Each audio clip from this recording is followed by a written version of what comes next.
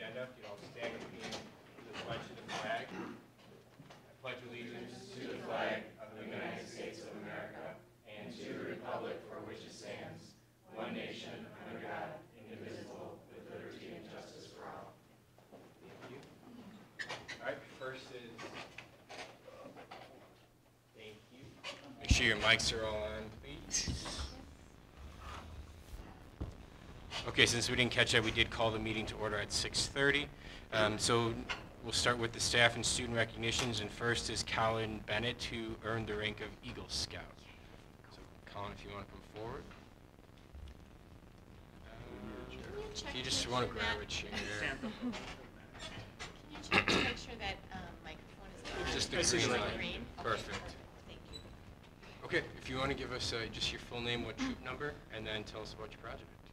Colin Bennett from Troop 598, and I put out 3 picnic tables over by Chess Park Pond. Okay. Did you build them yourself, or? Yeah, well, I led the project, and then I had scouts from my troop as well as some of my friends over one Saturday, and we built all the tables and then got them over to Chess Park. Fantastic. Did you fundraising to the community too? Yeah, I went to different organizations. Like I went to the Lions Club and the Rotary Club and asked for donations, and that's where a lot of the money came from. Fantastic. What's your medal there? What? Oh, this is just what I got at my Court of Honor. Pin. Yeah. So Since the rest of them don't know, but I do, can you just tell us how long ago you came up with your project and where that all came from? I came up with my project when I was in elementary school, when I was playing baseball at Chess Park. There used to be picnic tables at Chess Park around the pond there, and they ended up getting thrown into the pond, and from there I kind of decided that it was going to be my Eagle project to do that, and I ended up doing it. So. Kevin, you were on his. Yeah, I was on his Eagle board, and I just have to say, probably I've done, I think, 30 of them, had the best answers to the questions we asked, bar none. I mean, you're one of the most impressive people I've ever talked to. Awesome. Thank you. Congratulations. I have to say, I'm his scoutmaster, and we have used Colin as an example many times. How many? Were you in 3 sports? Is that right? Yeah, I'm in baseball, football, and track, as well as scouts. Yeah. So I mean, many times, scouts, they start getting concerned that they don't have time for scouts because they want to do sports in school, and that's what here's Colin. I mean, he does 3 different sports, and he made Eagle. I mean, he can do it. So we've used him as an example for many things. He's a very, very accomplished young man. Great having you in the troop. Thank you. So what are your plans for next year? I'm going to the University of Whitewater. Okay, excellent. Well, congratulations. Thank you. Okay, thank you.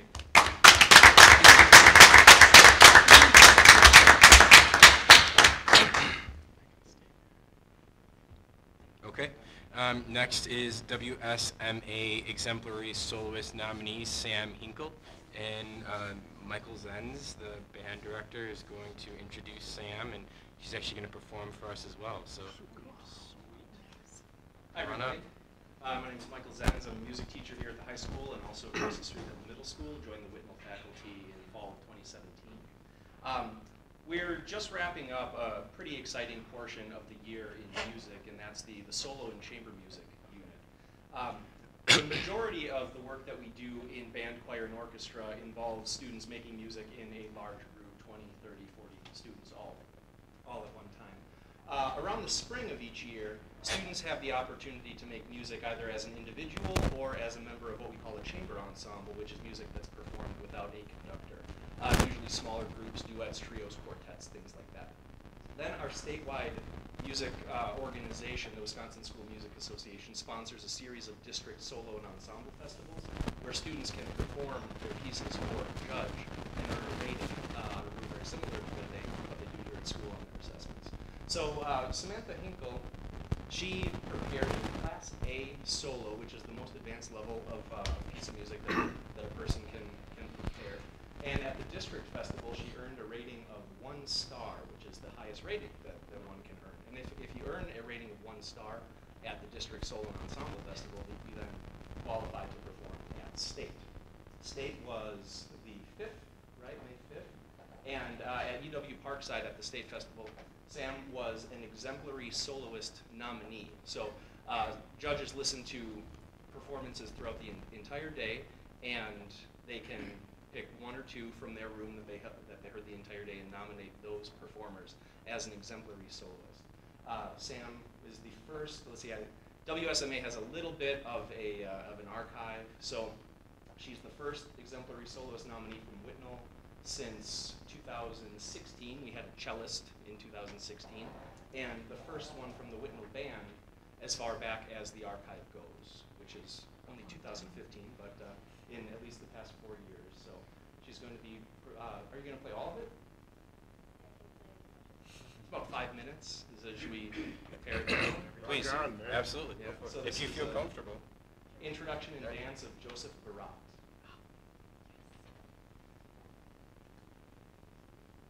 Are you more comfortable standing or sitting? It's up to you. Okay, go ahead.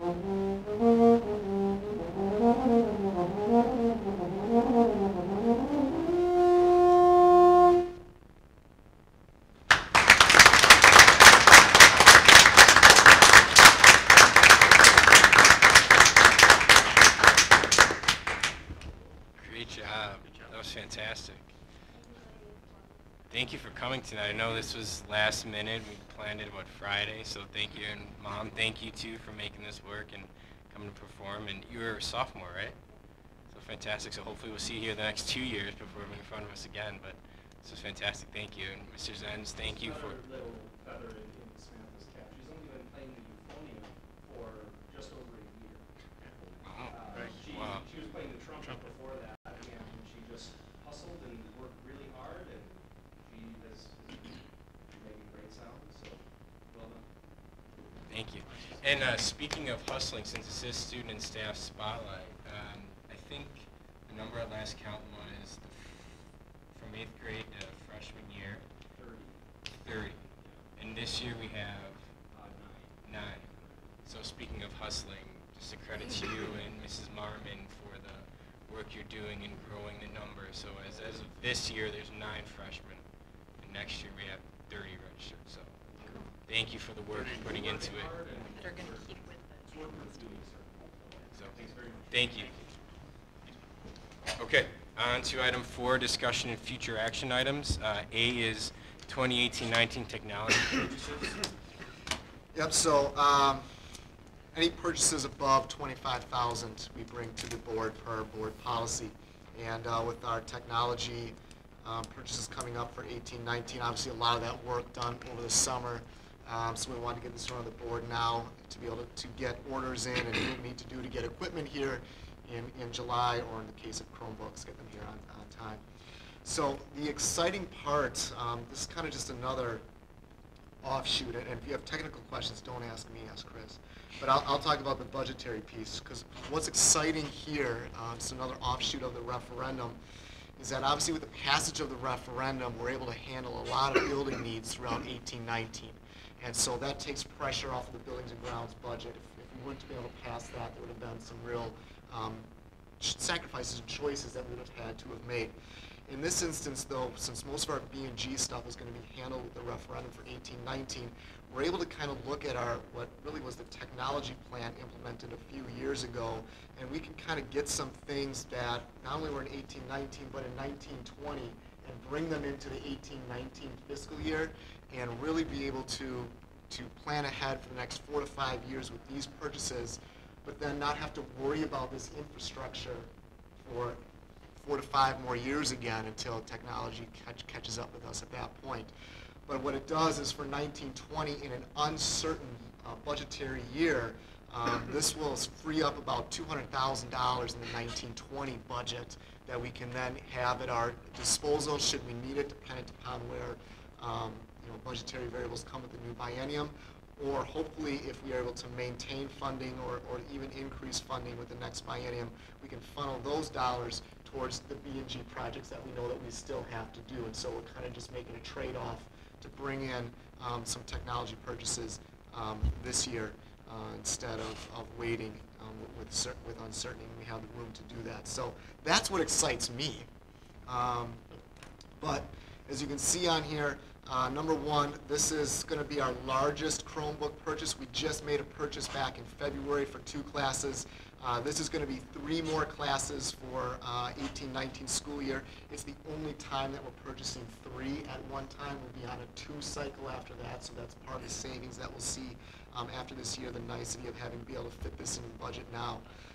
The wireless with AP swaps, this 2 and 3 are another component of this is these are E-rate projects, and I know you've heard E-rate and kind of the dollars that we can get back on some of these projects.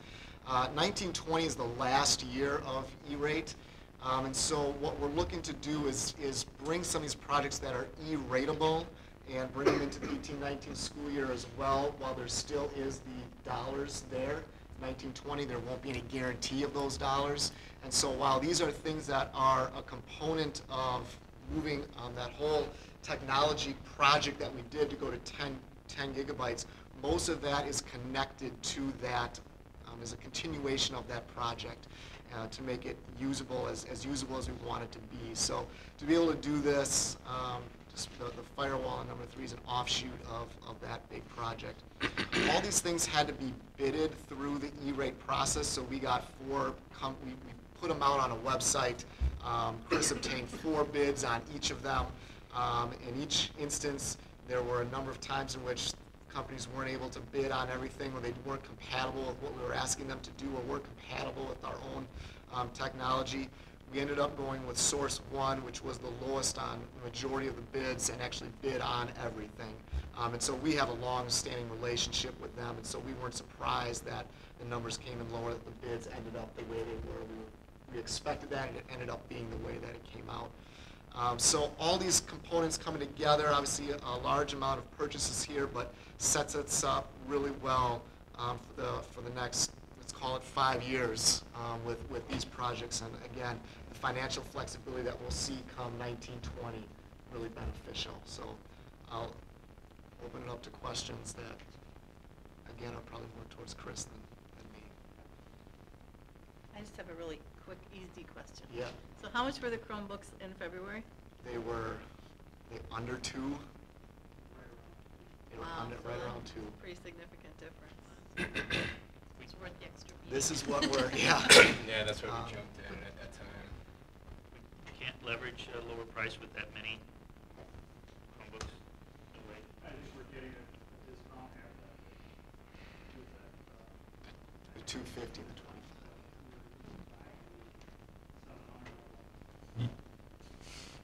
sisters are buying smaller, bigger districts, about the 700. I believe we're getting a little bit less, 275 per phone. Discount. Yeah, you're fairly sure that's the most we can get. Well, John, we'll always, we'll always try to get the best we can. I mean, Yeah. we'll go right up to any deadline that we need to go as far as getting the stuff here on time. As far as the board action, I simply put in a not to exceed. So Okay. the 275 is what we traditionally got, and we just want to make sure that we won't go above that amount. And we'll certainly do what we can to get as low as we can. In the infrastructure, we're going from 211,000 down to 12,000. Yeah. That's because of the So, optics we put in? well, the optics were there, and we had projects that could have been set off into 1920 that are offshoot, that are a continuation of this plan. Does that make sense? So we put in this, Chris, help me, this fiber. Yeah. We put in this fiber. There. We have a 10 gigabyte pipe coming into the district. And This is through the city project? Yes. company? Yes. Yes. Right, okay. And one of the bottlenecks, if you will, for our network is our firewall. The firewall that we had 5 years prior only could handle 1 gig. We have graphs that aren't, we're not really cresting a gig yet, but we're seeing trending, with the Chromebooks that are constantly on the network. The iPads weren't, iPads have a little bit of, hard drive, you're using your apps on the iPad. The firewall that we see, that we have spec'd out is it's on the cheap end. I don't want to say it's not the luxury model. I saw firewalls over $1 million for large corporations. We don't see us using this entire 10 gig pipe probably till 5-6 years. So the firewall that we have spec'd out will get us at least 5-6 years. Okay. I don't know what that's all about. So, But I'm just saying, because we put the money up front for that Yes. fiber, this is Yes. where we were told, and this is where we are seeing the savings. I'm sure you're right, Chris, but, what's yeah. savings? You're not seeing savings. This is. Well, dropping costs. No. No. If they're So, asking, sorry. yeah, what's happening here is these are offshoots of this project that were timed out in 1819, 1920, 2021. Okay. I'm moving some of those projects forward. Okay. So that's what frees up dollars later on the budget, but the savings isn't there. The tech capacity is what we're asking for. So where are we gonna see the savings from the optics that we took a loan out for and are in the ground right now, right? I don't know if there's necessarily savings from that plan. Well, I thought we weren't gonna have to pay, Time right, Warner. right? Fees. The Time Warner, we're not Yeah. paying Time Warner and Correct. whoever else we were paying for cable. We're not paying that. Right, so we are not. And that's, Correct. that part of it is not reflected in any of this? Correct. Okay, fair enough. So, I don't remember seeing this expense forecasted somewhere. Of course, that was a couple of years ago, but I don't remember seeing it forecasted somewhere. And there's, I suppose, to get a firewall that would match the capacity of our pipe was probably significantly more expensive. Correct. We had first started out with a $75,000 to hold 9 to 13 years. And we're just not, even with the Chromebooks that came online now, we're still not seeing the internet pipe, the usage is not there yet. So you're fairly confident that we're not going to have to spend $70,000 in a couple of years because we'll exceed the 6 gig. Okay.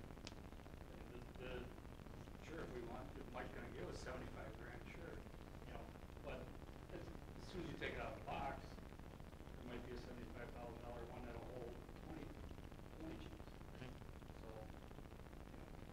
between the vendor that I work with, it's called PRTG, which is it shows me all the devices online. Come see it. Sure. You can see the graphs of what we're using. Right. And I've seen that. the pipe that's being used. And we're not even maxing, we're getting close with all the testing that was going on.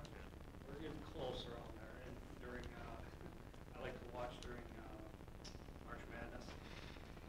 You see the pipe go up a little bit more, a lot of video going on. But I'm fairly confident, actually 95% confident that this firewall will last us at least 5 years. Have you checked into any used hardware? Because there's large companies with probably large pipes that upgrade their stuff continuously, and I just didn't know if there was any avenue for. Didn't really look at that.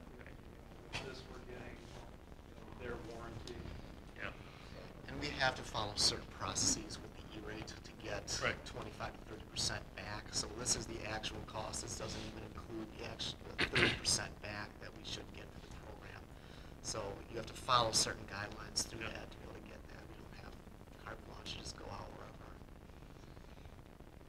So I'll get with you sometime to show you a program down the road on a place to get hardware from the government that you have to go through some special process to get, and it ends up being free. But it's also used, but just because it's not adequate for what they're doing anymore with the cybersecurity stuff that they're doing doesn't mean that anyway. So. Right. Thanks, Chris. Any other questions about this? All right, so this will come up next week for action then.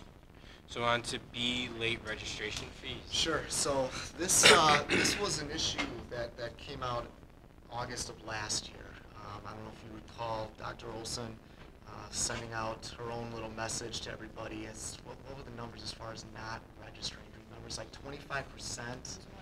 It's more than that. So in late August, we had a huge problem with getting kids, students registered, families registered. That causes a number of issues from a planning standpoint, from overtaxing our staff at a point in the year in which there's enough going on for security issues and making sure that we know who's in our buildings on day one. There's a number of problems that exist with not having our families register on a timely basis. And so we kind of looked around to see what some other districts might be doing, and what the district that I looked at, Oconomowoc School District, they implemented, as I put forward here, just a late registration fee. Now, the difference with their late registration fee is their late registration fees were $25, and you had to be registered and paid up with your fees, or else the fee, the late $25 would kick in. What I'm asking for here is a little more lenient than that. It's simply you have to register. It doesn't mean you have to necessarily pay your fees. We don't have necessarily a major problem with fee paying, but we did have a problem with families actually registering. So what we're asking here for this fee is that if you're a returning family and you do not register prior to 3 weeks before school starts, which is in this instance would be August 13th, and Registration opens on June 1. If you do not register by August 13th, we would place a $25 fee for the things that our district has to do now in a more hurried security, all those pieces that you saw kind of occur last August. And so this was my attempt at trying to solve that issue and going off of what I saw another district do to try to solve the exact same thing. Questions? Two questions. One is that the first sentence of the second paragraph, purpose of the fee being administered in 1819, this does not include families paying their fees prior to August 13, 2018, meaning it does not, the fee will not be assessed if they're not paying prior, so that probably needs to be reworded. I can reword that, yep. And the second thing is, where's the money going? Into our general fund. Okay. Thank you. And just to note that this cover letter, this just comes to us.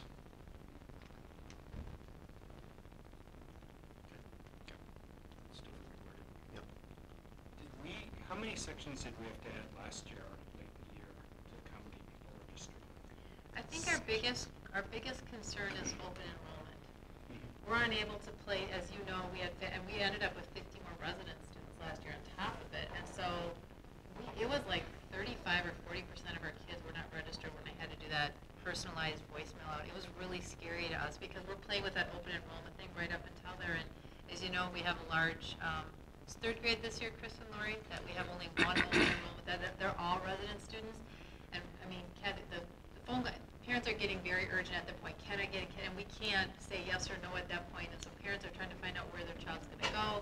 We don't know who's actually a resident or anything like that, so that really became the biggest concern is if we would tell an open enrollment family yes or no, because it's August already, and then all of a sudden, 40% of our people were making some assumptions, and we found out both ways that some families had moved and some families hadn't registered yet, and so it really was challenging at different grade levels. So we did not open up any sections last year, but there are some that we may have made some different open enrollment decisions had we had a more accurate count because the class counts had gotten higher than we probably would have liked it because it didn't allow for transient students throughout the school year.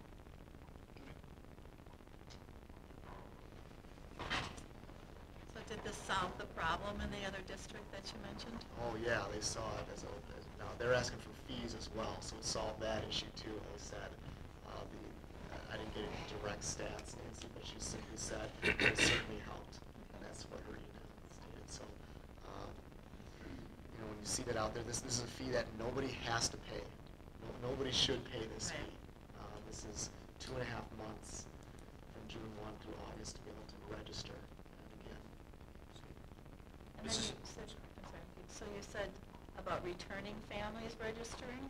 Yeah, with some of it, if you have a new family into the district, especially in that, I was thinking more in that August time frame, Nancy, where let's say a family obviously moves in, let's say August 15th, we're not going to charge $25, but I wanted to be clear that it really is for returning families, because new families may not know the area well, they may not understand what they have to do yet, there's going to be some leniency to new families. I can flesh that out before next Monday if you want some more clarity on that. No, so my question really is, so do returning families have to register every year? Yes, yes. Oh, I get that. It's been a while, I don't remember that.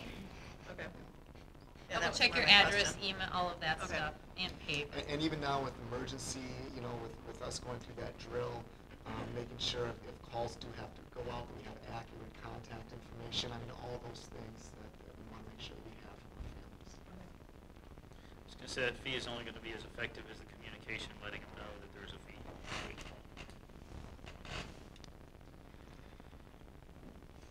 Okay, so that'll come for vote next week as well. C is referendum borrowing. So we have Lisa Boyce here from Baird. Hi, everybody. Congratulations. Thank you. It's great news. It's great news. Some that I told this way. I mean, the whole state of Wisconsin did great. All the schools. I mean, I think we had 35 questions for facilities in the state of Wisconsin, 28. That's fantastic. The best we've ever had since I've been here for 30 years. Really appreciate it for the state. So congratulations, you guys. So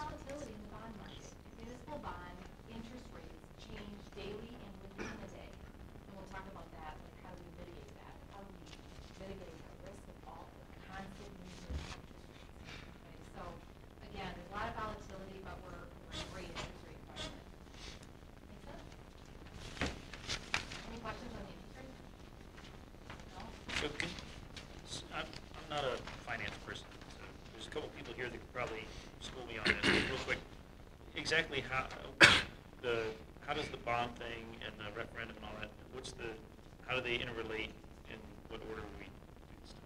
I'm not sure I understand your question. It's but- because I don't understand material to ask it. No, but I mean, How the do the- job is to get the lowest interest rate possible, and that's where you're gonna find the lowest interest rate in the bond market, municipal bond market. Schools can borrow money tax exempt for the lender, taxes, and when we issue bonds, there's a whole pool of buyers. It's not just one bank. It's a bank, a mutual fund, an insurance company, grandma and grandpa. It's a 401k, it's all different buyers that pool together to buy your bonds, and that's what keeps that interest rate down so low. You were gonna say something, John? No, I was just gonna say, we issue the bonds for 10 million. These companies buy them to give us the 10 million cash to spend. So And that's then how the the- bonds come into it. And then we get the money from the taxpayers that they voted on the referendum to pay. Exactly, they Right. pay in, and then we use that to pay the money back. Okay, thank you. So that's how the bonds act. So what sets the interest rate? What's like the? Whatever the market is on that day. So it's all market based, it's not based on or anything like that? It's also, and we'll talk about this a little bit, your bond rating, what Moody's, what your bond rating is as a school district. What other bonds are in the market, so Chicago term type bond issue in the market. People don't care about which school district they're buying, buyers are focused on that, so, it's how many bonds are in the market, all kinds of factors. It's economic indicators, what economic indicators, non-farm payroll, unemployment, what the Fed does with overnight Fed funds rate, all those different factors that you hear on the news, the 10-year treasury note, all of that drives changes. It's pretty complex, my world. Okay, so we're gonna go into, what we consider in the structured financing plan. My goal, as I said before, and always will be, is to minimize your total interest costs on borrowing. I wanna make sure you have the lowest cost of borrowing, because with that, that turns into a tax levy for your taxpayers. We wanna keep that tax levy, as low as possible, but we also wanna make sure that we adhere to what we said at the referendum. We told taxpayers it was going to be a 53-cent increase in the mill rate. We're confident that we're gonna be able to come well under that, as you may know already. But I have to keep that in the forefront to make sure we get that and not go over the 53 cents. So that's another goal that I have. I wanna be able to have some flexibility with repayment. Obviously, I wanna mitigate that interest rate risk when I'm talking about that volatility, the change in interest rates day by day. We have some strategies for that. We wanna be able to make sure you have funds available for construction. I mean, you're gonna start getting invoices from, who's your construction manager? Don't have one yet. Okay, so you're gonna be getting invoices from X Probably Bray construction first. manager. Or Bray, yeah, I mean, and so you have to have funds to be able to pay those invoices, so that's a goal too. Finally, we wanna be able to maximize your investment money. So if you're borrowing $10 million, you're not gonna be spending that $10 million. We want you to be able to invest that and earn the maximum amount of earnings. And so a lot of districts that I'm working with, I think I'm working with about 8 or 9 right now, they're kind of the same phase you are using a company, American Deposit Management, who brings in that loan, the $10 million, when you're not spending it, and they invest it for you. They're projecting hundreds of thousands of dollars in interest earnings. Those interest earnings can be used towards projects. Keep that in mind as you're moving forward and you're trying to figure out what your budget is, that you'll have your full amount, what is it, 16.7, plus investment earnings. So it could be a couple $100,000 or more in investment earnings from the money that you borrowed that you haven't spent yet. Make sense? So keep that in mind. Okay, so those are kind of my goals. My structuring, and we'll look at it a little bit more in more detail, but I'm going to skip that first goal before I'm going to go right to the bottom. This is important because this will minimize your interest rate. Higher the bond rate, the lower the interest cost. Last time we borrowed in 2011 for the field.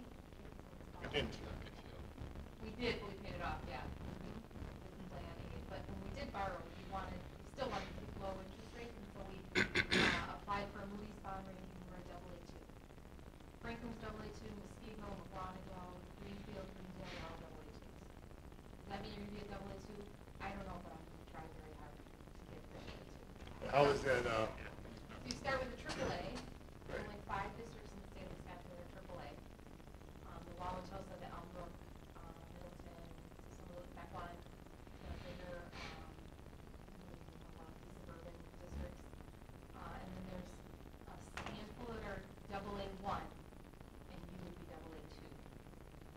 If we can get AA2. So Might be will it- AA3. by not having our $7,000 thing done? Actuarial study. That is a concern. I'm not gonna lie. It's a concern. We talked about it. They're gonna ask, so we'll have to, you're in the process. Yep, yeah. So Where was it you coming have a from? lot of things going for you. Very well managed fiscally. You have very little debt. Yes, you're bringing on new debt, but you're very well managed. You've got a great forecasting tool you're using. Your economy is growing, your tax base is growing. So there's a lot of factors that go into bond rating that's not just the actuarial study. So we'll be preparing for that question. Okay. And just so, for anybody that's listening, you're not doing this out of the kindness of your heart. So Baird makes money on, putting money on the interest rate? Yeah. Is that correct? Yeah. Okay. So the way we structure it, it's getting a little bit of the weeds, but we issue what's called a premium bond. So the buyers buy that bonds at a premium. So instead of paying you $10 million, they'll pay you $10,100,000. And that premium pays the cost.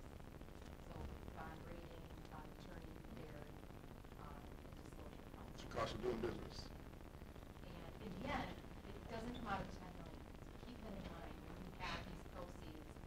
Cost of borrowing comes out of interest rate. So if we borrow 4%, it might be 4.01%, 4.02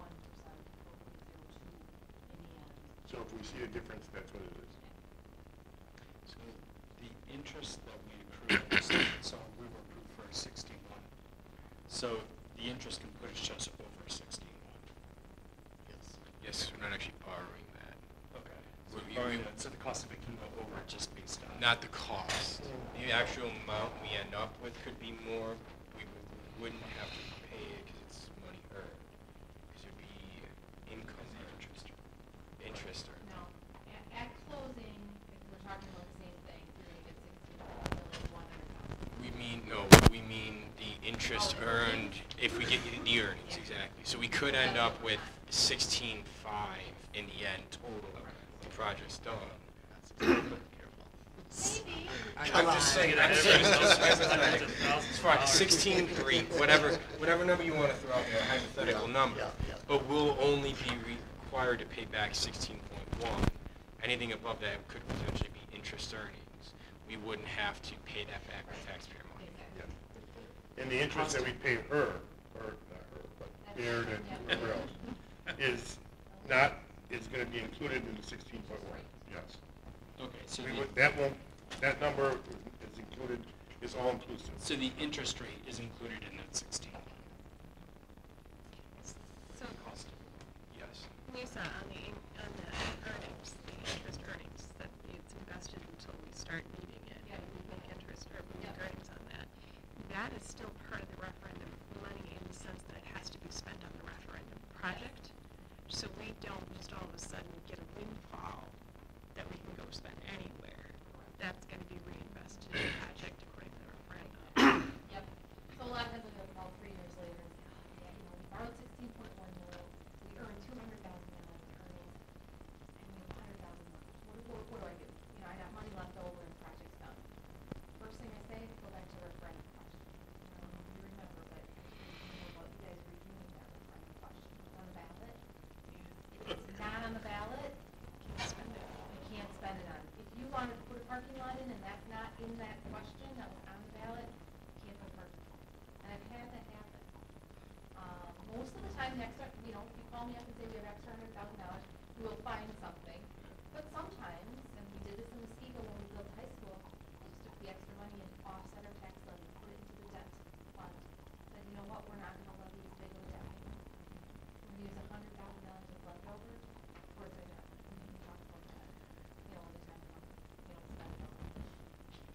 expect the rating, or when are we looking at doing that? So, right, we're actually in the process right now of collecting data, and I've already sent the data over, I see you're so good. So we're gathering data, we're putting together what's called an official statement, or like a personal business stock.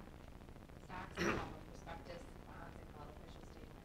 Once that 30-page document is created and put together, we'll send over to the rating agencies.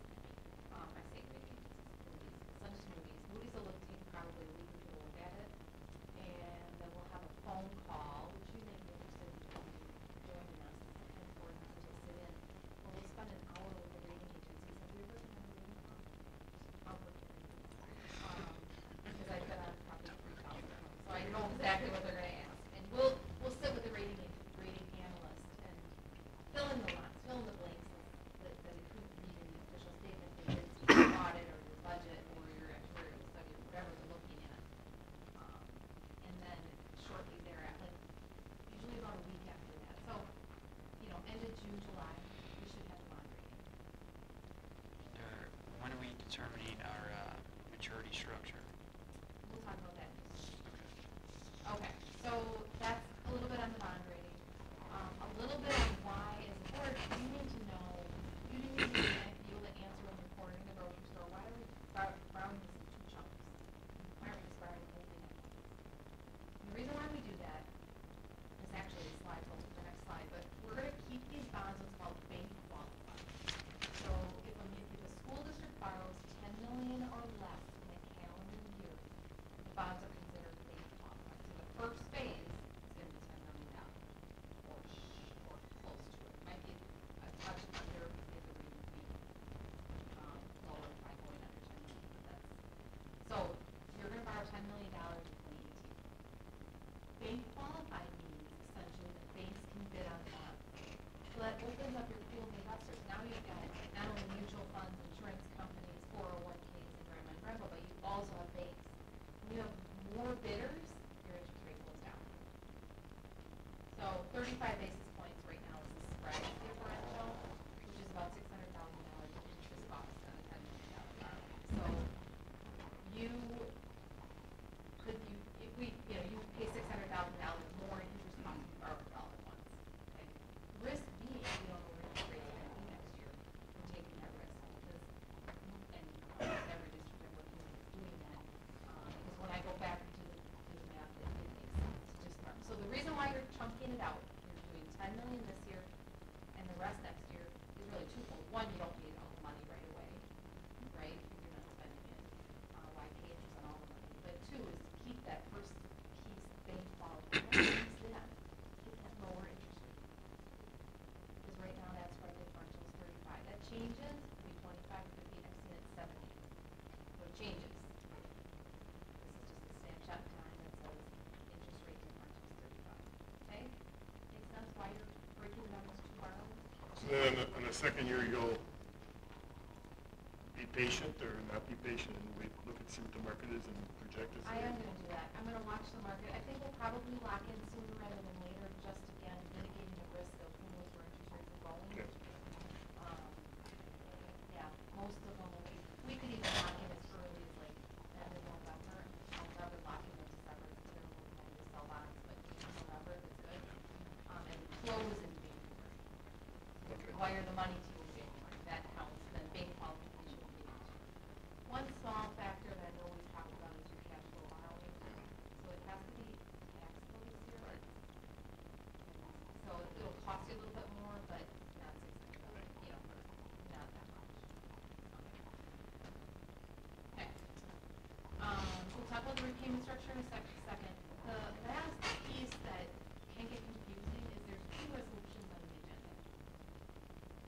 There's for next month. And it doesn't have to be. Work well. The bond anticipation note, which is a short-term bridge loan. If you've ever built a home, there's a construction loan a lot of times. It's similar to that. It's a 6-month note that's callable in 3 months. And then the second resolution, and by doing this, this allows us to put together the second resolution, which is a parameters resolution. So the first resolution is a note, a 6-month note, which is what I call a bridge loan. The second resolution is parameters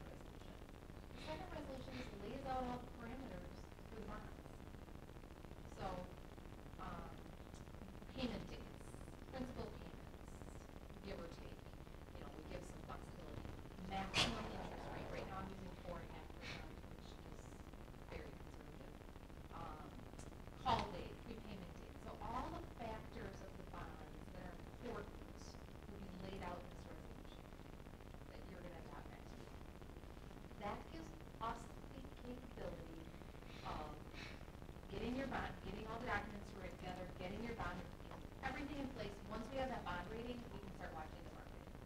And we can lock in at any time. Having that parameters resolution gives Baird the flexibility to pick a day when the market is strong. So if I know there's a Monday, it's almost never a Monday for me. I almost never sell bonds on Monday because there's so many bonds. It's a bad day. It's a bad day. There's a lot of bonds in the market. No one else knows this? I don't know, but we don't. We do it on Tuesday, Wednesday, Thursday, when buyers are, they're done with their Monday sales and now they're interested in. No Mondays and Fridays, huh? Oh, never a Friday. All the buyers are on vacation. On Tuesday, Wednesday, Thursday. I like Okay. Thursday. But yeah, so if like, an economic indicator comes out, so what makes the market volatile, so, say a non-farm payroll factor comes out. If it comes out as expected, the market, nothing happens to the market. But if something happens where it's too high or too low, it goes crazy. So usually those come out on like a Friday. So another reason why I don't like Monday. Because you don't know where the market is. It's so crazy. Trading places. Huh? Trading places. Yeah, exactly. So that's kind of the idea. The idea is to reduce the amount of risk of interest rate movements and to be able to lock in a day that is market strong, it's all your parameters. And then we're done. We're done with that first day. Okay? If I can piggyback off that, there was, at the beginning of it, there was some question about why we decided to go with them, Baird as the underwriter. It's for that flexibility, to give you the ability to lock in based on what you just said, what you just described. Exactly. Yeah. So if we would have gone the other route, it wouldn't have been that. They'd have to bid it out, go to another company. They would have that control, whereas now Baird can choose based on the indicators and obviously. So that's why the underwriter choice we did with Baird. So, sorry. Yep, you're right. So the next, are any questions on that? Okay. So the next, I'm sorry, you made my last for the next two slides. But what I'm going to do is I'm going to say, hey, Board, look at the column. So this is just like our financing plan example. And this is probably version 20 out of 100. I mean, we're going to probably have more versions of this. We will have more versions of this. What I'm most concerned with as a board, for you guys to understand, is that we really have two options here. We did this in Muskego. When we first moved to Muskego, we built Lake Geneva Middle School. And then 10 years later, we built a high school. And then 10 years later, it was supposed to be elementary, but we ended up with another middle school. Either way, we structured our debt so there was a step down in our payments.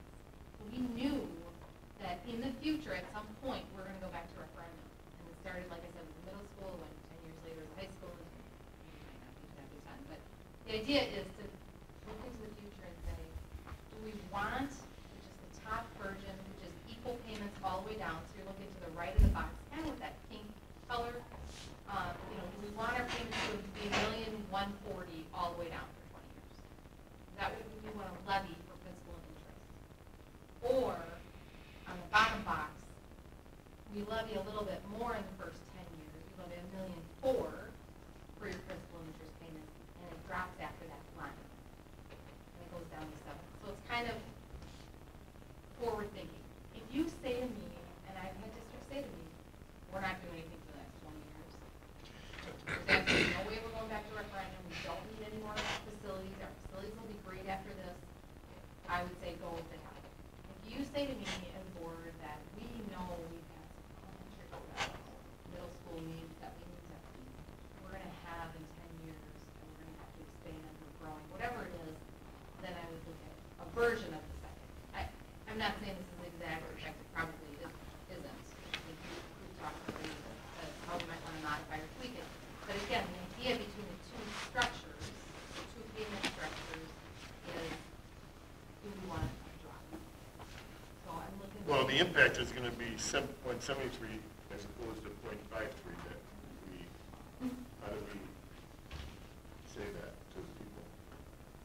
So I would say a couple of things. You're probably not going to see it in year one.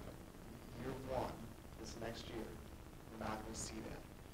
It's really going to be communicating afterwards if there's a year in which we don't get the state aid. Well, state aid will be dropping just based on this alone.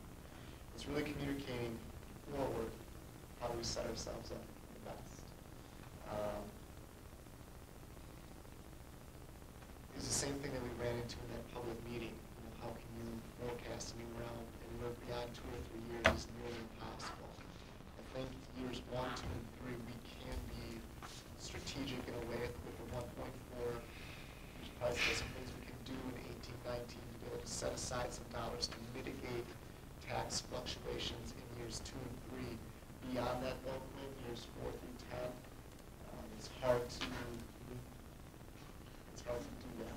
So, what do you mean by strategic? Are you meaning the district is going to absorb the difference and not ask the taxpayers for the difference? What I would say is that's an option, if that could fit into our budget. And if it doesn't? And if it doesn't, what we could do is, right now with where we think state aid is going to be for 18-19, we could probably safely levy somewhere around, if you take a look at this number for 18-19 on the bottom here, we could probably levy somewhere around 1.7 or 1.8, and probably hang around that 10.09 mill rate that we had in 17-18. Go ahead. Well, we know what the biennium budget's done. The We know what biennium the budget state is set. Right. We know what But the the state aid's for 2 years, we this know- year and next year. We know what the pot is. We aren't necessarily certain on what Whitnall is exactly going to get based on a number of variables. So that still needs to come in. We'll get an estimate on July 1, and we have some estimates through our Barry model. But things can change, things can fluctuate. Districts can make different decisions that can move the needle. So You guys understand what was talking about, Bill, sorry, I didn't mean to interrupt, but 53 cents, this is debt only, that there's 2 portions to your tax levy. There's the operations portion, and that's what it's talking about, the debt and operations. The debt is gonna be what it is, it could be 53, it could be 73, but if the operations levy is lower, the overall mill rate, you know what I mean? Oh, I just wanted to make that clear. we've had these conversations. And I think, so what that means, Quinn, is if we could do 1.7 or 1.8 and still keep the overall mill rate around 10.09 to show our community, yes, the impact, the mill rate impact for debt only is greater than the 53 cents. It will be. We're trying to keep it under the 10.09 that they saw in 17-18 school year and keep it around that 10.09 in 18-19. Have that additional payment there, have that additional, if you want to call it additional fund balance, if you want to look at it that way, for just our debt. We can use that $300,000 to smooth out taxes in 1920, 2021, however long that $300,000 or so can last for. So we can, go ahead. You can use the interest? Is that what you just said? Not interest, it's additional levy. It's the additional levy. Because if he levies $1.7 million and the only his payment's $1.4 million, he's got $300,000 left Right. over. Use that for the following year. The one thing that I will caution you, and maybe we need to see what the rest of the board thinks before I say this, but, you know, there's a section on your tax bill You know, it has to be really clear communication of what says, we're doing. yeah, and I'm working on that, because you're not the only district that's running into this. On the bottom of the tax bill, it says referendum, left out. But it gives you the rate. It gives you the. I think it might even be figure out the rate, but either Oh. way, it's not gonna say 53 cents if you go with the bottom. It's gonna say 70, you know, it's gonna be higher. So you If we gotta- go that route. Yeah, If if you you go go that that route. route. If you go the step down route, yeah, you will have a higher, but either way, I mean, even if you go the equal payment route, you still may levy more this fall, right? I mean, But but it won't say more than we told people it will be at the bottom of the page, It like you're will. saying. It will. that would- If we Either do. way, I think If you it would step say down. more at the bottom of the tax bill. But if you don't want the 10.09 and you wanna see it to drop to, you know, 970, 9, 960 would be an average. you know, if you wanna see the drop in the overall mill rate, then we can leave it at 53 cents. So you have flexibility, that's what's so nice about We do. the position. Well, I'm just talking about, you know, their tax bill saying in that levy line, what they expect, what we told them it would say. It's already, so this is what we've talked about even in our sessions with the community. It's already gonna save more, because we have 30 cents dropping off. We were adding 80 cents. that's where the 53-cent impact came from. They were never going to see 53 cents on their mill rate impact. It was always going to be greater because it's not going to take into consideration the 30 cents that's falling off. Why is the 30 cents falling off? So we were already going to have that communication What? with Act 32. Act 32. Okay, all right. So we were already going to have that barrier as far as how we need to smoothly communicate this already. Mhm. This would just make that gap look larger. Just need to make sure that we can do effective enough communication that we're not leaving a bunch of folks with the impression of bait and switch. Correct, correct. That'll be Well, so at the- key. excuse me, Go ahead. At the HCE meet and greet, or wherever it was, this scenario played out. You were there, I was there, you people were there, and the two tough critics, you know, brought these questions. And what you just said is what you said that night, that, you know, there's variables and we can't project 4, 5, 6 and down the line. So we are on record as saying this. Much as I don't like saying one thing and then 20 cents more, it was put out there that it's a projection, it's a projected number. So, Nancy, what are your thoughts on the two options? Well, it doesn't have to be those two, it can be somewhere in between that. Well, So- absolutely. I'm just saying. Yeah. Yeah. So, It's the drop or no drop is really. That's the really- none. Yeah. Don't focus too much on numbers. I don't have a different opinion from what anyone else has already said. So. Okay. so do we plan? Well, I want to get a Phase sense two? of whether you want to have, from every board member, I think everyone needs to weigh in of whether you want to see a cliff or not. That's Calling why it I'm a cliff. going around. I'm gonna go around and ask everybody. But just to be clear, year one, it's not gonna be like all 20 years are the same and then it's 10.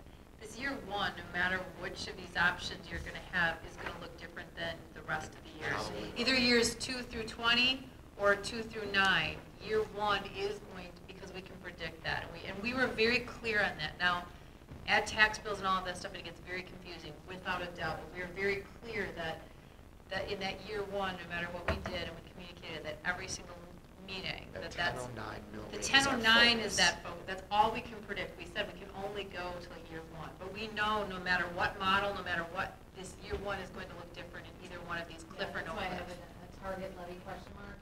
You know, I'm Yep. gonna say, Mike, what do you want that? What do you want for your target debt levy for 2018, and that's what we're gonna start doing.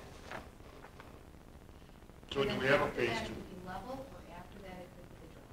Because if we don't have a phase two, then there's no sense in doing a cliff. Correct. If we are even moderately thinking of it, then it is an option. Well, I mean, we didn't get everything that we wanted in this levy, so there's still a lot of projects left to do. Absolutely. And I think this- can't see us waiting 20 years to do some of these other projects. I think waiting 10 years is gonna be pushing it. Yeah. Absolutely pushing it. I think 5 years is more realistic. And the 10-year drop is just a very reasonable way of paying a higher, you don't want to go with 5 years, because then the number would be, it'd be like doing a 15-year mortgage, it'd be double, and you would really increase 5 it. years. I'm not doing 5 years. No, but, no, I'm just saying a 10-year is a very reasonable way of spreading the money out with the least amount of impact, but also then the 11 through 20 years to gain that back and have the flexibility of going to market You again. want the next 20 years of taxpayers to pay for this referendum. You don't want it to be heavily loaded through, because what if it doesn't pass, or, and also, I mean, if we went with level payments, we could still go back to a referendum. I mean, there's nothing that prohibits you, it's just, it would be more difficult maybe to pass because you would have fewer tax, you'd have a pretty large tax. If we have a drop, we can fit in new debt at the minimal tax. And I've done it where districts, I'm working with a couple now that, you know, they went in year 8. And the first 2 years, we had to, you know, we had to pass it. Or we used fund balance, or we used fund, you know, we had to find some strategies to get that. So wouldn't there even be more, even if say referendum failed at the 10-year, we would still have more money available to us. If because we- paid off those 10, right? If we main, Right. if we taxed at the same Right. rate, or at the same Your taxes amount, would go not down, rate, but but not the amount. freed up dollars. You would not be You freed could, up. he's right though, you could continue to levy at 1.4. You just pay it off early and, yeah. Oh, 'Cause I you all see what kinds you're of saying. flexibility. So with the step off, like we can see 10 years, but we can change it as, like we can accelerate the payments as we want to. We're not like stuck into it. Yeah. Okay. Whereas if we go Having that- 20, we're kind of stuck in that. 20 Well, evens, we can't like 20 suddenly even, be you do. can still do it. There's still options of, if Okay. you would go with the top option, there are still options to pay off debt Better. through. Yeah. There But you are. would start with year 20. Gotcha. Work backwards, and I've done that too, where, you know, we got 20-year loan paid off in 17 years because we over levied those first couple of years. I mean, you can do that too, but again, that's more about we don't have needs in the next 10 years. So, having that, gives you so much levy flexibility and no rate management tool, it's a great tool for me. What is? Having that. Oh. I mean, it's not great to have that, but I mean, if you're gonna have it, it's a great tool to use instead of trying to do that in front of you. Well, it doesn't feel good for the student. So when you built mortgage. in that cliff, Lisa, where did that put that in the cycle of biennium? Did you put it in the middle of a biennium so that we would know what the state was going to do budgetarily for at least 1 year, so that the first year we would have some certainty with the cliff? Or did you put it, cycle it right at the end of the biennium? It's at the end, but, It is in the second year. oh, it is? Isn't? Year one is the second year, so odd number is the second year, 20, year 20, payments would be the first year. 1920 is certain. Yeah, you're right, it is. You just, yeah. What was the question? 7, 9, or odd. So that So puts us- once you hit that cliff, where are we in the biennium budget? I don't know if it's too relevant, I mean, it is, but the biennium budget, I feel like really impacts your operational levy, not as much as debt levy. They do go hand in hand, they coincide, things go down. So I'd rather step it back, whether it's 7 years or 8 years or 9, but I would rather step it back. So that if we're going to have a cliff, The cliff earlier. I'd like the or forward. I would not want it to coincide So you're 9 or with the budget cycle. I would rather have it land in the middle, We can do that. whichever side that makes sense to do, and what those future payments look like. That really helps with the planning. You're in the middle. So I'd rather move it to either side. The other concern that I have is that you don't necessarily have to have a phase 2, because then you do have that space to go and relieve that tax burden off early if things happen, or if there's another grant program that we can take advantage of, like we did Fund 32. And, I think we need to build a cliff in, because then that gives us flexibility of how we handle the balance of it and what the needs might be, because none of us know what this place will look like in 10 years. But I'd rather have a cliff built in. I just want it in the middle of the budgetary cycle.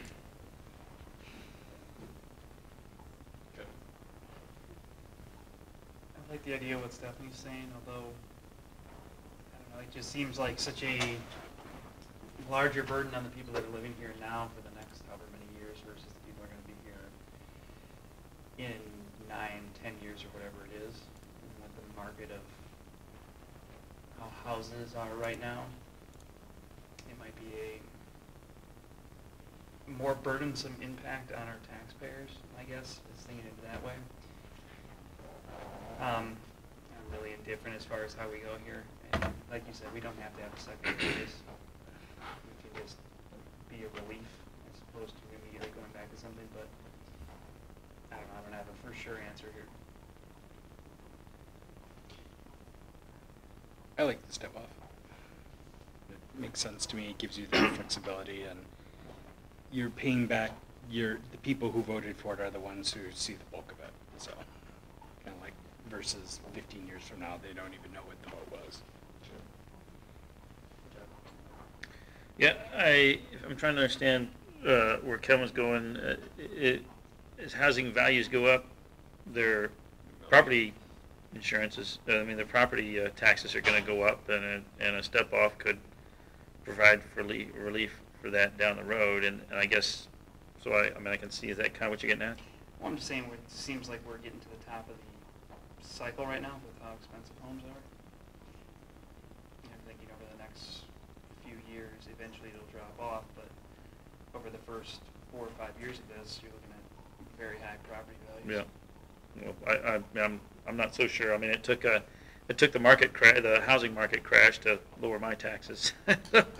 Couldn't lower my property value, and now they've been racking it up. But the other thing is, this calculates one step off. Is it? Have you ever done a more of a terraced thing, 2-step or something? It again becomes more challenging because we don't know. We don't know when to build those steps in. Well, we don't know when to build a single step in, Yeah. so it's But the having same a single gamble. step, I found boards love that because they love to plan for that. They know what year is it that we have to step down. And we talk about it all the time when you know you're planning. I'm not opposed to a double, a step down after 5 years. It just won't be as much. Won't be as big of a drop off. It might be a little bit harder to fit in. That's the purpose. And the purpose is because there's needs. We're going to have a small step off in 5 and a small step off in 10. What's the purpose of 5? Is it to simply just have a relief? You certainly probably wouldn't be able to do anything referendum-wise. You'd probably be talking about $2 million of debt that could fit into a year 5 cliff, which you really at that point, the districts could be able to plan for those things for $1 or $2 million down the road.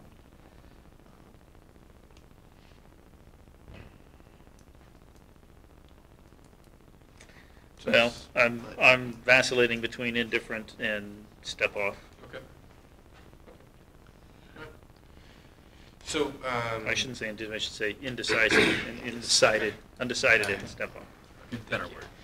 So, part of the reason we're in this situation is because there wasn't any forward-thinking plan to set us up to take care of the $45 million worth of facility needs we need, right? We went for a referendum 3 years ago, it failed. We're in this referendum, we went for $16 million because that's what we thought could get passed. We know we need a lot more, as you said. Well within 10 years, we need to do a lot more, but we know we're not going to get that done, right? So we settled for what we could get done now. We're going to take care of the high priority things. We know there's not going to be done. I mean, we still don't know what we're going to find when we try to address the pool. And that's going to be fun, right? So I think if we are short-sighted and go for let's keep the even payments through a board 8, 9, 10 years from now, it's going to look back and say, why did they do that? And if we're on the board at that point, I'm going to say, man, why did we do that, right? Kevin, you'll probably still be on the board at that point. You'll be like, what the heck were you thinking? So I think it's our duty to explain to the community why this makes sense, short-term and long-term. Why for our students, for the people that are going to be buying the houses, for the people that are still in the district, why it makes sense, and why it sets us up for the future to keep. I mean, you look at the districts around us; they're building new schools. They're constantly passing around. They're constantly building new things. We need to be on that cycle too. This is a way to keep it. So I think we can tell the story of why the levy is what it's going to be, why the mill rate change is what it is, and how it makes sense and sets us up. And I like Stephanie's idea of doing year 9 or 11, whatever makes more sense as you put the projection together and do it with Mike, whatever makes more sense in the combined mill rate. And just so the board sees this too, the difference in the total combined cost in the top versus the bottom is $1.7 million less over the course of the loan to do the cliff and just do more in the front. Bottom line difference is you're paying it off. 1.7 is pretty significant. So even if you would say to our taxpayers, you're gonna see the majority of that in years 1 through 10, understand what that does over the course of time, and that relief will come. If our community says we don't want a referendum in year 10, we want to see the tax decrease, that's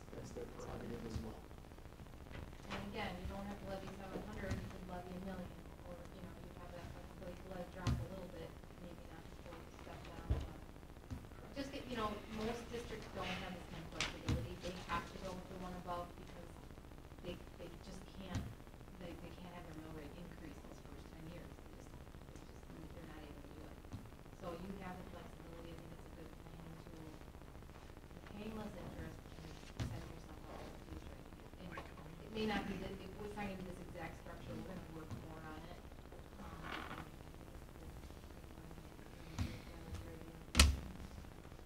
So Lisa, why, in the top one, where it says target revenue, arrow goes down, why is that first number 225,000 more? On 1.3, and then the, I just structured the debt so that we hit that 50, well, it's 51 cent impact. It was just, I just paid more principal, so we get that total mill rate to be 81 cents. Okay. All of it. Yeah. just a, Yeah, it just came off principal a little bit faster, and we'll probably pay it off even more. We can move on that $1.3 to be $1.7. okay. Are we voting on this? No. No, this will come next week. Okay. So it's just a discussion so we get everything out, because there'll be the 2 resolutions that are listed in the packet. They'll come for vote next week. Yes, that's the resolution as far as the debt schedule goes. This gives Lisa and I a debt schedule a goal to work with that we can bring back to the board at some point to show how the debt's going to be structured. Any other questions on the debt structure? I can go into more detail, but I'll save it for another day. I know I'm throwing a lot at you guys. Thank you, Lisa. The back page is just a timeline, and all you care about really, I mean, I highlighted the board column, because tonight we're talking about, oh, I don't know what Just the action.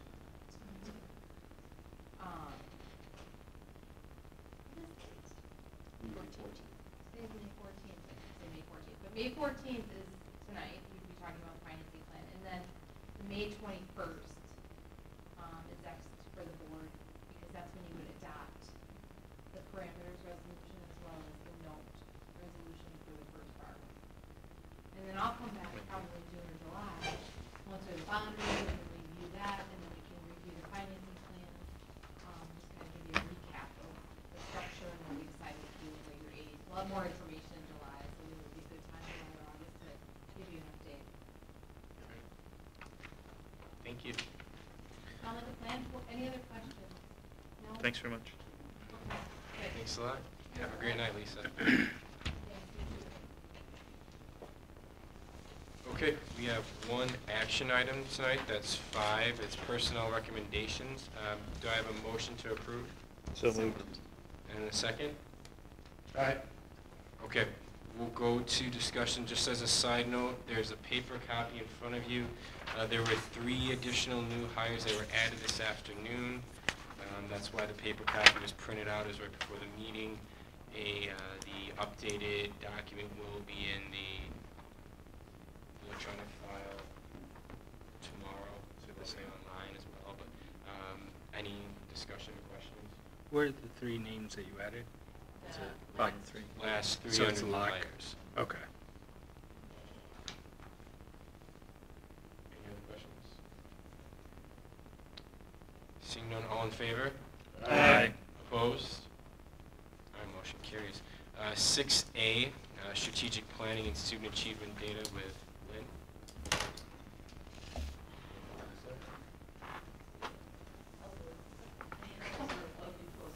That's okay. So I sent out an email, but also in your board meeting, there are 2 files we're going to be, that Kathy's going to put up here. Kathy, can you do the other one first? Yeah. So, can you zoom out on that a little bit? So what he had been talking about, so like, how do we bring closure to this? How do we start, instead of just continually bringing new data after data? So so this document you have, it's sort of a synopsis of all the stuff that we've been talking about the redefining ready and this district dashboard since January, if you look at that, of 2017. Actually, it was kicked off sort of in December of 2016 when we did the legislative breakfast with our senators and that over in Greendale, the Forward Thinking Group, where we had sort of introduced that dashboard to them and so brought it back the next month to the board. So here's sort of everything that we've been doing. I've made links to each of the board packets and the handouts that we're given if you want to go back and review, because it's been a while we've been having this on board agendas to talk about it. This last August, to start the school year, we presented it to our staff so they became familiar with what the district dashboard is. We then, in October, took a look at the career readiness pieces, what that looked like, our co-curricular participation, what is community service. And then we had a couple months in which we were looking at new course proposals and changes and all of that stuff as it came about.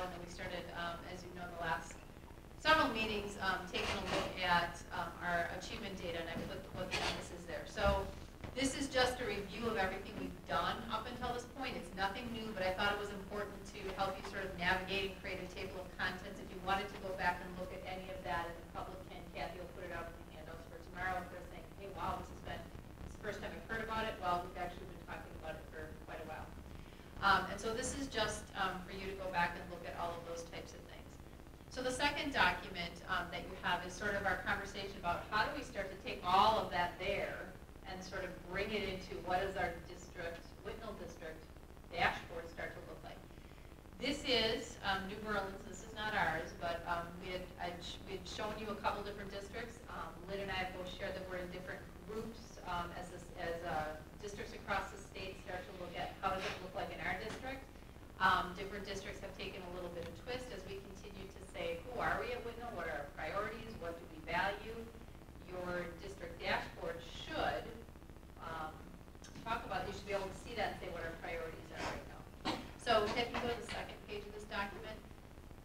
So what we've done right now is sort of taken the 3 columns of areas, and this is a very rough graph, but I thought we need to start somewhere tonight to take a look. We're not 88% of everything, okay, that's just a fake placeholder. I just want to be very clear on that, okay? I just threw in a number. It's better than a different number. So the academic indicators on the left, those are the things that we most recently talked about. As we've talked about ACT, we've talked about the forward exam. We know that some critical 3rd grade reading and 4th grade math are strong indicators early on of where we are. Whether or not we put them on our district dashboard or not is something. We've talked a lot about advanced placement. We want to talk a little bit more about what our options are there. We've also looked at that Algebra 2 proficiency because the research is there that kids' proficiency around Algebra 2 shows success in post-secondary, whether it's 2 or 4 year. There is that GPA discussion that tends to be an indicator out there. We've had a lot of conversations here. Where are we locally with how well that's a predictor? We know we've had a lot of grading discussions here and how solid or reliable maybe the GPA is. And then when we looked at the college prep courses, whether that's not just AP, but we have some classes that are offered post-secondary. It could be a technical college or what is called equivalent classes to college. So those are the data under academic indicators. In that middle column, if you will, I literally took that from our one agenda from that October meeting this last fall and sort of indicated what a few of those elements would look like if we started to talk about, we know the research is around students who are in 2 or more athletics or clubs. What does that look like? We talked about attendance. Nationally, the statistic is 90% or better. We're way above that already, so we talked about that when we said, like, why would we set that as a benchmark? Let's take what our current one is and always try to improve on that all of the time. The Life Ready we've talked to you about that we're not quite there yet. We talked about it's a requirement for our financial literacy, and we do that, but we think that there's an area of growth right now. I would say that we're in a compliance mode with financial literacy by the course that the students have to take. For me, it's always, is the knowledge they're getting in that course applicable in the real world, right? Can they actually apply it, or are they just passing a multiple choice test related to financial literacy? And I think some of our post-high school surveys will give us some indication on that, but I think we need to do some work about what that means overall. And community service really can fit in they've had it in a sector before, but really if we talk about that being Life Ready, we're talking about civic engagement and all of that stuff, you probably could put it there. I think we're too early, as we talk a lot about social emotional learning, what that means for those other grit or adversity, their ability to work with adversity. I think we're too early on in some of our work that we're doing to actually measure that right now, but I could see that as something that's out there later. So we think that Life Ready that's probably the category that most districts are saying, like, what is that? How do we measure it? And some of that are some of those soft skills, and how do you measure it, and how do we show growth in it, that our students are actually able to do it. So all this is again, a conversation tonight, taking that last 16 to 18 months of work and trying to say, okay, here's our conversations, here's some of the buckets that those columns that we can put it in. We still need to narrow it down a little bit, but we needed to start to bring it together because if we're going to start to fill in, what is 17, 18, in order for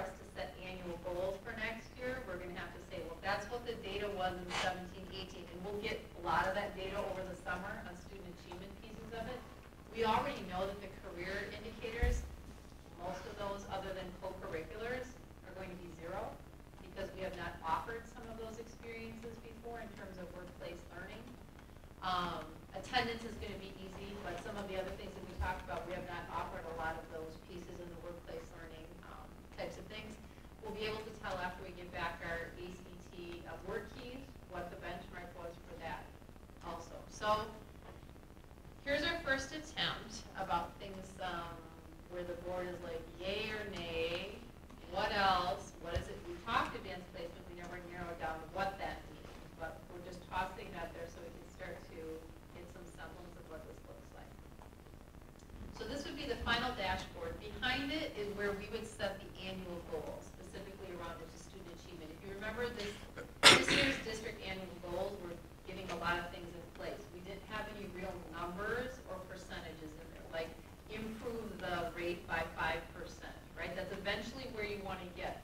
We're still getting those structures in place. Next year will be the first year that we set those district goals with percentages in it. So we've got to set up a dashboard with the baseline data in it, so then we can put together district goals for improvement, and then all the strategies and action plans that go underneath it. So we've got to sort of have this in place prior to our summer work, so we can spend some time administratively filling in what does that mean then from a district goal, and then do a little bit of back and forth work with the board in terms of that.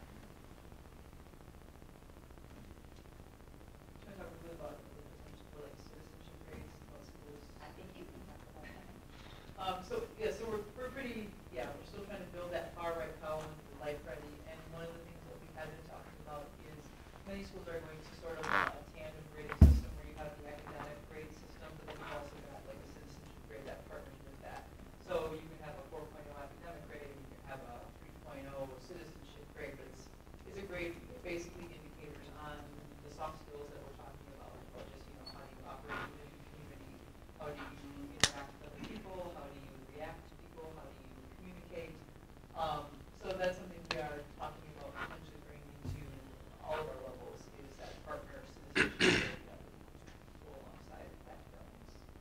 And that's always a nice thing for students too when they struggle academically, who have some really great soft skills that they can show that citizenship piece that they really understood that. And as they get older, things may equal out for them because if they've got those soft skills going, they struggle a little bit here as they get older and they have those soft skills to help them through and navigate. So would the citizenship be applicable during school too? Like in the class setting? Correct. It wouldn't, okay. Yeah. That's great. Does that affect an overall grade point that gets reported to a college or something? It would be a separate thing that we would just have as a citizenship grade, so it would Okay. not be part of an actual. It's an in-district measurement tool. So I think I like this, that it's come to fruition.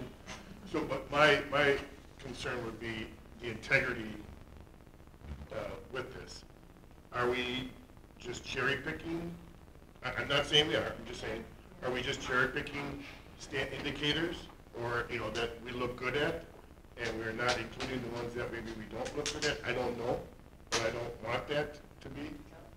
So We have different ones. we show off our honors and our warts, Definitely not. Those are going to be very revealing, I think.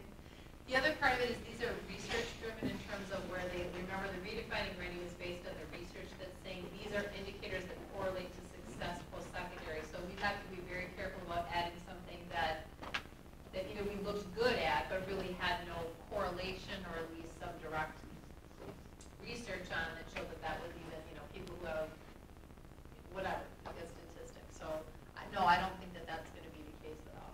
Okay. A lot of schools are using though, they're taking some of those big indicators and saying that, you want everyone to have that GPA of at least 2.8. And if you look at that New Berlin dashboard, you've got, 74% is where they're sitting right now. So we can sort of say, we want to see this number, but we're going to establish this as a goal and start measuring ourselves against the goal. With the life readiness indicators, is there anything you've come across that talks about how many students work or currently have jobs? Has that been shown to have any They also impact on outcome? apply for work permits through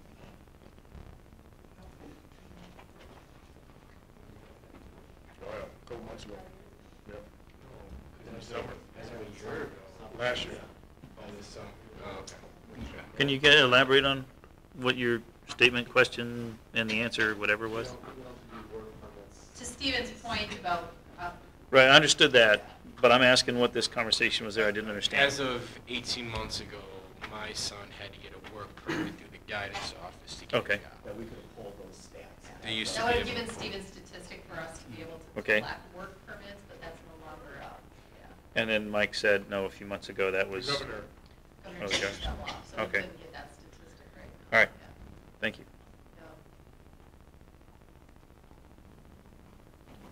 I think that the research around that is under that item under work-based learning, where there's a correlation of a learning piece of it. Right now, a standalone job by itself is a hit or miss, whether or not there's actual learning that goes with it, because depending upon the experience itself, I mean, we hope it's doing a lot of those work habit things that we'd like to see.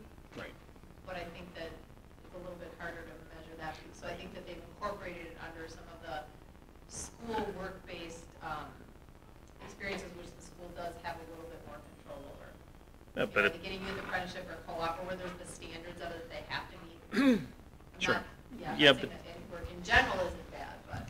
Because that would still, I mean, I would think that having a job outside of, being paid by your parents to do the dishes or something like that, I mean, having a job outside of the house, why would that not apply to, the life-ready indicators? I mean, isn't that what we do? We have jobs outside, at least for entities outside the house, so. Yeah, all I'm saying is when they're based in school, the metrics to get that, it says that they've sustained a job for at least 6 months, that they've had to work. Right now, a kid could be getting a different job every 2 weeks, and there may or may not be. So I'm not saying that it's not, it's just.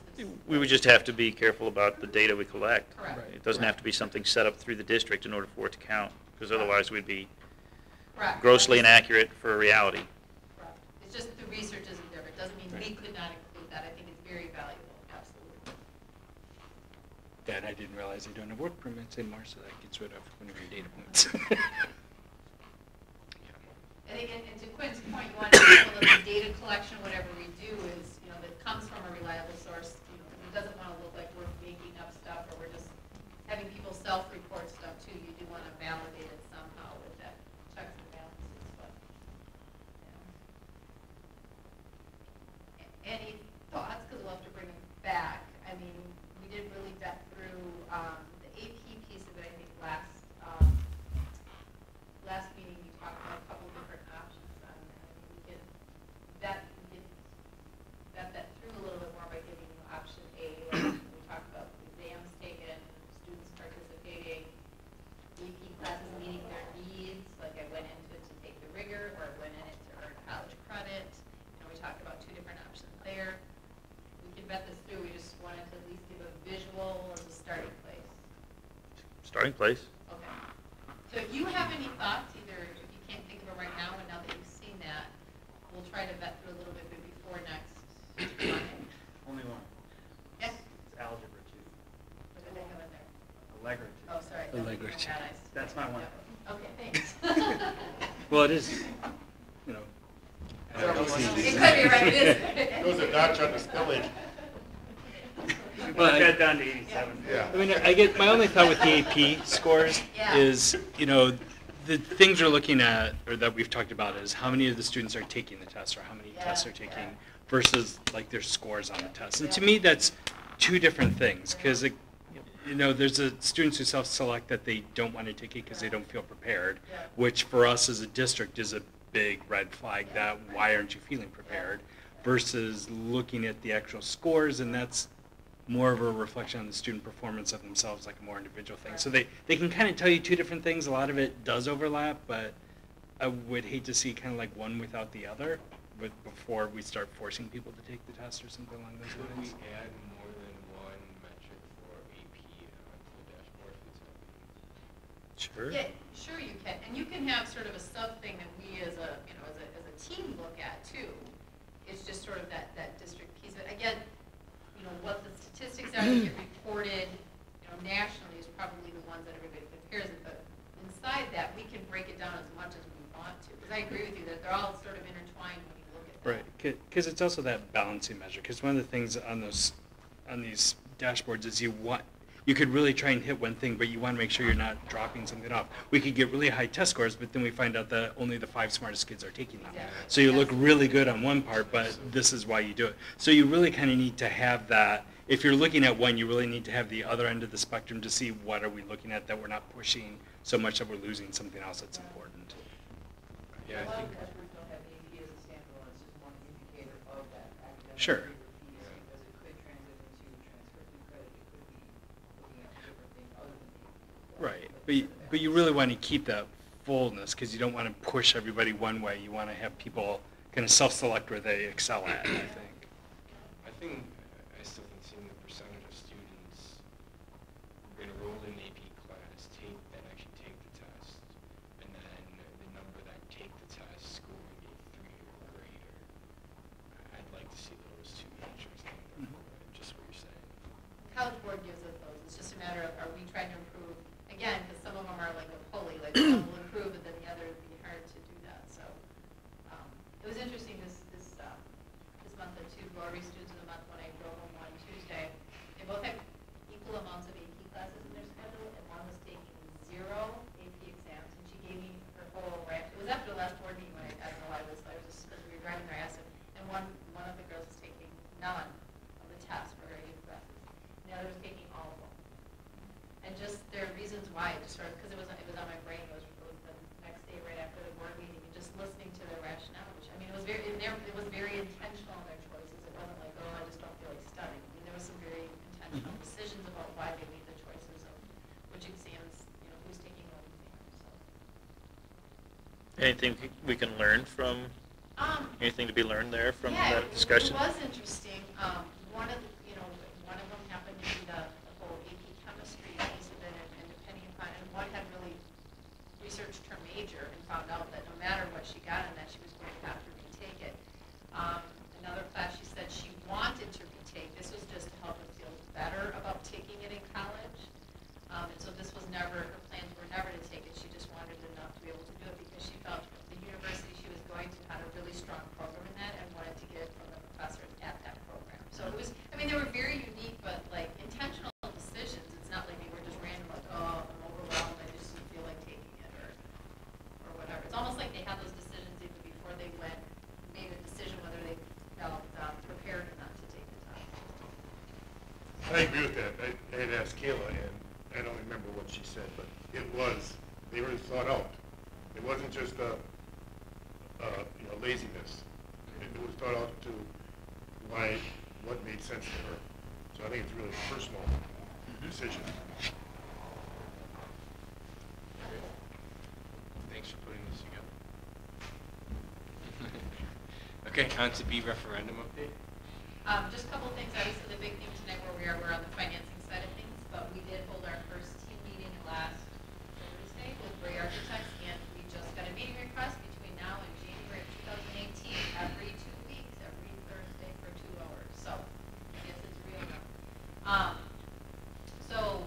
We met Brian Sands, he was here for a couple of the meetings, if any of you were here for those, or I can't remember if you that are at a full board meeting, will be our project manager, and then Mike Hacker, who's been working us, will be in terms of that, a couple other people in and out. So we put together sort of some various timelines. I think in terms of the next conversation, I think we decided by the end of June probably is where we need to have a construction model determined in order for us, because where Ray Architects will be in the percentage of the drawings about when you'd want to bring somebody on board. I think that would be important at that point, even though we're not ready to. Should be June 11th discussion. Yep. And then the action meeting on there, the June will need to sort of act on that. So we can talk about what that looks like. What else would the meeting feel free to come in? What else would discuss? Maybe we email those 3 boxes prior to that meeting? Yeah. The choices? Yeah, they're planning to be here June 11th to go into that further. I don't know if we would actually need action on the delivery model, but we want a direction to go to so that we know how to go about setting up, how we're discussing with construction managers. I think one of the more exciting parts too is taking a look at the schematics, just the boxes that we've seen so far, and we're at a point now where what do those boxes actually represent, talking to principals and talking to stakeholders about really kind of fine-tuning that piece of it. So it's a little more detailed than we've discussed so far. It's exciting. So, and that's the point about what percentage of the final drawing are done before you bring a construction company on. Obviously, we like it the farther along because we have more control over it, and we get to see how they meet our specs. Construction companies would prefer that to be brought on, earlier on in that process. So I think it helps solidify, again, those two, well, specifically the two models in my mind that I think there were a lot of questions, that there isn't a lot of clarity, and I think as Matt shared that night, there's not necessarily a right or wrong. It's just about when you bring somebody in and where the district has or doesn't have. So I think that would be a really good time to revisit that. So that's at our next meeting, but the next time we're together, we'll bring that up. So next week we'll solidify the resolution stuff related to the referendum, and then start moving along in terms of that. And people in the back there will have some meetings coming up soon as we start to put in some of those decisions about what that looks like and timelines for instruction next year. What part, when will we have to, what courses might have some disruption inside the building, trying to keep that at minimal. And then some of the projects that we'll be doing outside of that whole project, we talked about a pool, the roofing, those types of things, boiler, that Todd will be working on will come a little bit outside of that scope. So that's the referendum update. School safety and security. School safety, so we haven't met since April 30th, right? So we had our evacuation drill. We gave 2 surveys, one out to staff and one to the parents who participated in that part of it. So very high, from our parent group, very positive feedback. Talked to a couple of folks afterwards, face-to-face. They said they didn't know what to expect in the reunification process, and were very pleasantly surprised at how well that went and felt very confident in getting there, that they were able, because their child, we let the parents know, please don't let your child, you're coming, because otherwise it's, and so talked to several of them, and they felt very good. So the positive feedback we got, we had a high response rate from those parents we had about 30 parents who volunteered to come in and do that part of it. And I would say our staff feedback was overall very positive. I think their anxiety went down a little bit having gone through a drill. And so that was extremely helpful for them. They had some questions. I think as principals now are starting to implement some of those other procedures like the safety vests and backpacks and the texting. I'm out having some record of it. And those become part of all of our drills. We debrief for a couple hours with fire rescue and police. We will continue to do that. But I think that it really helped us, and we will continue to work on a lot of that. So some good feedback. The other part of it is our school safety grant is coming due on June 8th, and so we have a couple of walkthroughs of both the Hales Corners Police Department and the Greenfield Police Department in our buildings to be able to do that, and we'll continue to give us more feedback on that. An application for a grant, what are you talking about? Yeah, the school safety grant that was passed by the governor for $100 million. There's a grant process now to claim. So the application for the grant is coming due? Correct. Okay. Yep, the application on June 8th. And so it's got some, and Quinn, last Tuesday we went and listened to the acting director and gave us some pretty good advice on that in terms of what that looks like, how that is priority. So very clear in the 2 tiers that you can apply for money, very, very specific. They want to, one of the concerns I think we heard was the price gouging of some of the things as some of the priorities that you can put in there, both with window film and with security locks. And so they put maximums in there because of that. And so there's some conversations around that we put in that. And then the other priority buckets that fall under that. And so, originally, and I think Mike had sent out a memo to the board, originally there was that district match, or at least part of that, as it phased over 3 years. That went out at the very last minute in terms of that. But restrictions then come in what you can actually purchase for it. The good news is that we technically have 5 schools. So we can, it's separate codes, so we actually can get another $20,000 for that. So we'll be able to apply for up to $100,000 in that part of it. So we will keep you updated on that, but we're trying to meet all the compliance pieces of, so all of your local law enforcement agencies have to do a letter of support in order to do all of that. And they've been super, super supportive and with us a lot. the sheriff also too, so we're not quite sure how that's working because every county sheriff's office, I don't think is gonna go and have that relationship like you have with your local municipality law enforcement, so we're really not sure how that is, but we'll follow up with a little bit more on that. So pretty prescriptive on what you can put in that, it's not carte blanche.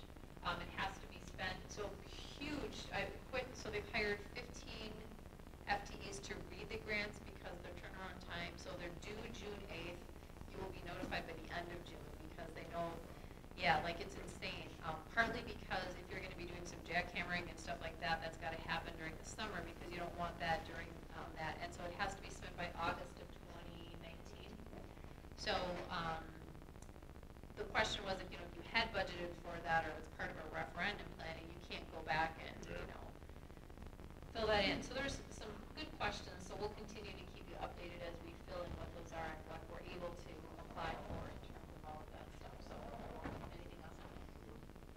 So our fire drills this month, our principals are going to be doing our safety vests, and I know that high school just did one, and we're following up on it. So we're feeling much better about that, and I think our staff members are feeling much better about having that extra, that they know that there's at least some accountability that everybody is out of the building, and we have a record of that, and that we can easily identify adults by wearing safety vests. And when we were all moving up the street by building because they were different colors for the vests, so I think there were some key pieces in there that were helpful in terms of all of that. So, At the Edgerton PTO last Thursday, the drill was we talked on that for a good half hour, right, Chris? And it goes back to us showing that it's important. And it's going right down to the parents. And it was a very good conversation. They talked about the drill, they talked different, how personal it was to them and different things. So we as a district, we as a board need to keep moving this forward. one of the new things that will be required next year is they're adding an emergency drill. That's going to be required because you do a fire drill every month, but there are so many other different. And the last time there was really a school fire has been, so that's going to be required that has to happen in terms of all of that. So I can see that is really. And the other part that was interesting that was shared with us from the acting director was it's really not a school safety grant; it's really a school violence grant, prevention of, and to be very clear on because of what's allowed to be written for in terms of that is very window film and locks on doors and very specific things in terms of that. Fireproof carpeting that goes for. Correct. Yeah. Correct. Yep. And trauma-informed care is needed to train your staff. So there is some options of training your staff through that. So we're in major grant writing mode right now, is what I will tell you across the district. So. And at some time, we're going to have to not talk about this and take it behind closed doors. And we are going to be protected. It is going to be a closed door session because we can't let people know what we're doing, and it's going to have times we have to come through pretty quick. They've posted things about open records because we get a lot of open records from vendors a lot of time, making sure that we follow processes. This has got some things that because the information that they could request, obviously we put some things at risk for doing that. And so They don't compromise absolutely. the security measures you're setting up. If I can just say a couple things, I think you and your staff did an outstanding job. As you know, I observed that drill, and I thought it was. Obviously there's some room for improvement. I sent you some observations because of all the stuff I've seen over the 30 years or stuff I've done. But man, if there wasn't room for improvement, that could setting complacency. So I thought that for the first drill, it was very very well done, well thought out. I thought fairly well executed. It was from what I saw, it went off the way you planned it, which may not sound difficult to some folks, but a lot of times something of that scale does not go off the way you planned it, especially on the first go. So that was well done. No, and thanks to all the building principals, there was a lot of work that went there. And I think it was funny when we were debriefing, the assistant fire chief said, I'll be honest and I'll say it now, I thought you were crazy when you said you were going to do the entire district evacuation drill, he said. But then afterwards he said, but you did it, and now we can all learn from it. So they were very impressed with our students and staff who did a phenomenal job, and I think that was really impressive to watch our staff be able to do that. And considering we evacuated, every single learner who, a lot of those have challenges, whether those are physical or whatever, to be able to do that and have a system, and everybody felt good about it was a huge, shout out to all of our staff and students. So. The students, yeah, I'm glad you mentioned students, because I was with the middle and high school students and staff, and for the most part, I mean, not every last one of them, but for the most part, they were extremely well behaved and did everything that was asked of them, and I was impressed. Thanks, Frank. Okay, on to Dean, monthly financials. Mike. I take this opportunity to do a health insurance update. January, February, March were awesome. April was horrendous. The first 2 weeks of May are not on a very good track either. So again, we watch it, and we have some sense of why, and we also know that if things continue on a not good track, we have certainly options moving forward. So just continue to monitor it, continue to have discussions on it with our broker, and different things like that. It's only being shocked. August we find the financials. So right now we're trending towards $250,000 to $300,000 above budget for health. We'll be able to make up some of that in other areas of the budget, but that's where we're at right now. Okay. Thank you. Is that the only red flag? Yes. All right, 7 items for future consideration. Do we have any? Can we get a report on credentialing? How's it going? Where's it at? Micro-credentialing, you.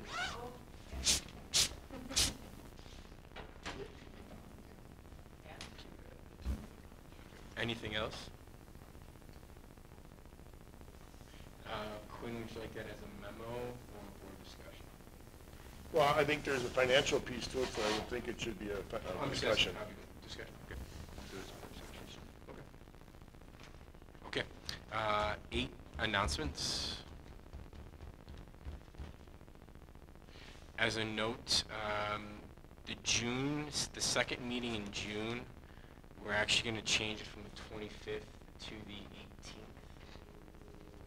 So it'll be June 11th and June 18th. So it'll be back-to-back weeks, the 11th and the 18th.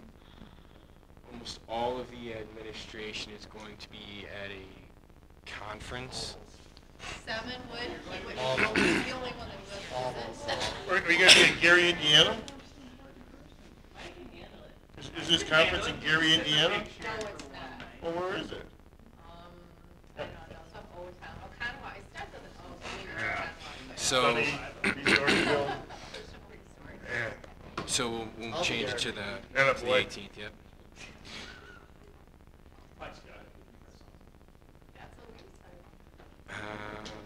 And then a reminder that we have a meeting obviously next week, Monday, 2. And then anything else? Personnel committee meeting at 6 o'clock on Wednesday. To any board members that want to attend, it should be a quick meeting. Anything else that we're...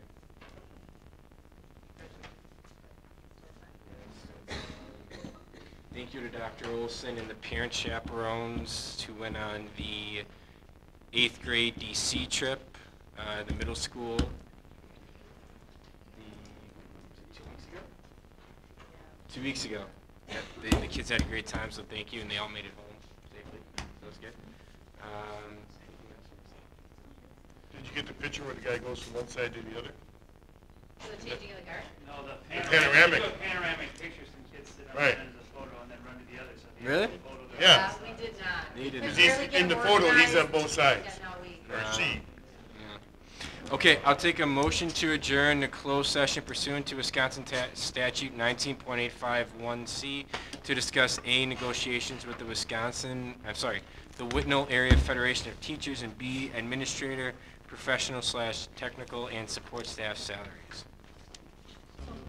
Second? Roll call vote, Nancy. Aye. Quinn. Aye. Stephanie. Aye. Jonathan. Aye. Kevin. Stephen. John. Okay. See, have a good night. Thank you all. Josh Hader, Yeah, you see that? It was, yeah, that's awesome. the face of strikeouts, right?